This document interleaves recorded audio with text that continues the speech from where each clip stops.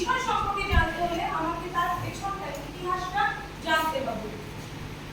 এই যে পয়েন্টগুলো আমরা করেছি, তোমরা যদি দেখিস খুব সিম্পল সহজ ভাষায় আমি এখানে লিখেছি যে emergence of sociology as a discipline of academic interest of recent origin. আমরা জানি সোসিওলজি একটা সোশ্যাল সায়েন্সের ডিসিপ্লিন। সোশ্যাল সায়েন্সের সমাজতত্ত্ব ছাড়াও আরো অন্যান্য সাবজেক্টস রয়েছে, যেমন history, political science, philosophy, geography. এই সাবজেক্টগুলোর অরিজিন কিন্তু সোসিওলজির অনেক আগে। কারণ সোসিওলজির আমরা যদি অরিজিন ইয়ারটা দেখি, লেখাই আছে, দেখি the French philosopher Auguste Comte coined the term sociology in which year 1839।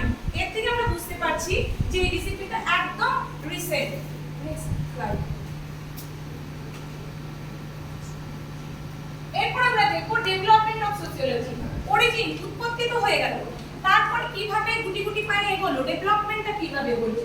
আমি এখানে এর জন্য সাইড করেছি যে ফাউন্ডিং ফাদার বা সোসিওলজির যে প্রতিষ্ঠাতা অগাস্ট কোতের হাত ধরে কিভাবে সমাজতত্ত্বের উৎপত্তি, উন্নয়নটা সম্ভব হলো।